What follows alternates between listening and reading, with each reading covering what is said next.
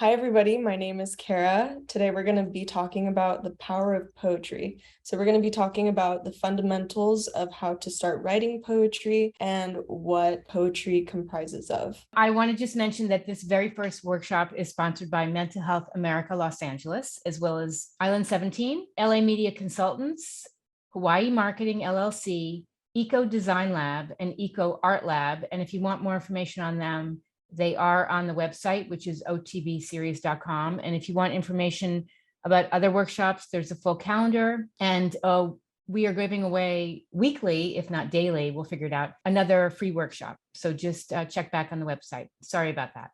Go No ahead. worries. That's Okay. wonderful. We have a ton of awesome classes and mediums that are going to be taught. Definitely get the word out and take those classes. This class was originally called A Moment in Time with Moi, and we will be talking about the power of poetry. So let's get into it.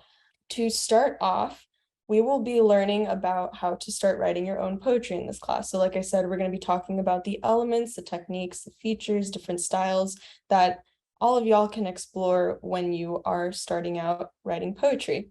The goal of this class is to learn how to read and write poetry, but ultimately it's to teach you what the consequences of intended and unintended communication looks like. This is all based on the specific words that are chosen and how they are placed in a poetic structure. So what is the power of poetry after, learning about the building blocks and what the consequences are? The power of poetry is self-expression, being able to bring out your internal world into the external world and share that with other people who are also experiencing their own internal worlds as it relates to the physical realities that we live in. It's a really great way to get out of your head and to think about life. And it's a great way to exercise coping skills with mental health. Since this creative workshop series is about mental health, the power of poetry, as I'm teaching it, is also a way of